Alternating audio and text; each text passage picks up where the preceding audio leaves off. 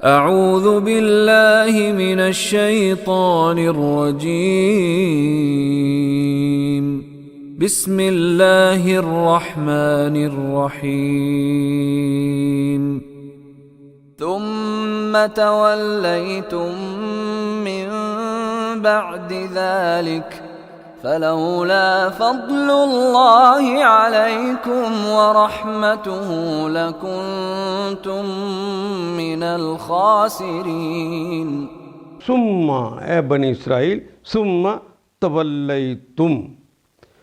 تولا یتولا، واو لام یا سے یہ کلمہ نکلے گا پھر جانا، من بعد، من سے بعد، اردو من بھی اردو میں استعمال کرتے ہیں، بعد بھی اردو میں استعمال کرتے ہیں، ذالکہ تو یہ تو 1.5 میں سے بار بار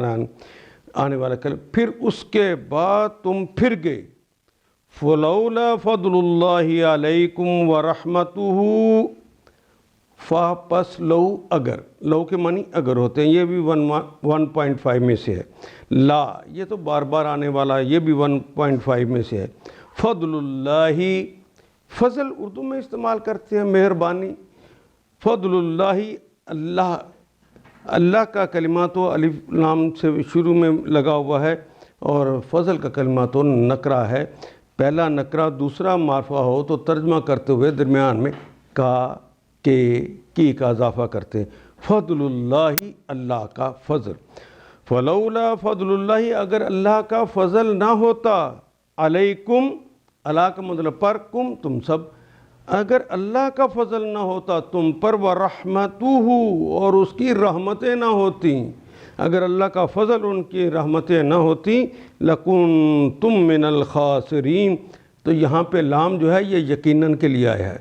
یہ لام لازم ہے، کنتم، کن کا مطلب ہونا اور تم کا مطلب اردو کا کلمہ تم ہے، ان کنتم، اگر لکنتم،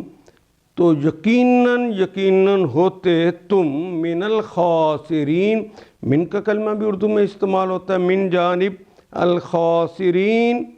الف لام تو خاص کرنے کے لیے آ گیا، یا نون کلمے کے آخر پہ تو جمع کی علامت آ گئی کیونکہ نون کے اوپر زبر ہے، اور خسارہ تو اردو میں بھی استعمال کرتے ہیں، خاسر کہتے ہیں وہ گھاٹے والے کو، جو خسارے میں چلا گیا ہو، خاسرین جو کہ گھاٹے میں پڑ گئے، اور الخاسرین جو حقیقی گھاٹے میں پڑ گئے، جو حقیقی خسارے میں چلے گئے۔ ثم تولیتم من بعد ذلك فلولا فضل اللہ علیکم ورحمتہ لکنتم من الخاسرین، مگر اس کے بعد تم پھر عہد سے پھر گئے، تولیتم پھر گئے،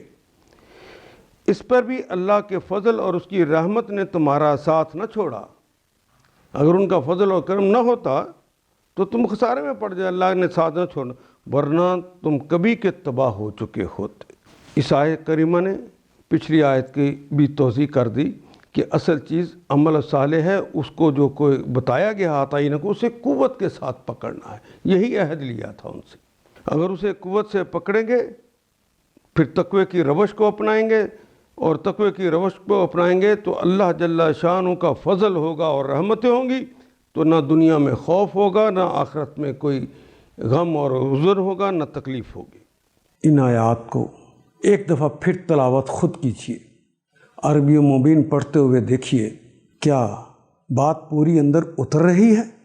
کیا یہ اردو کے سانچے میں ڈھلتی گئی ہیں عبارتیں؟ اگر بات سمجھ آنی شروع ہو گئی تو الحمدللہ یہی ہمارا ہدف ہے،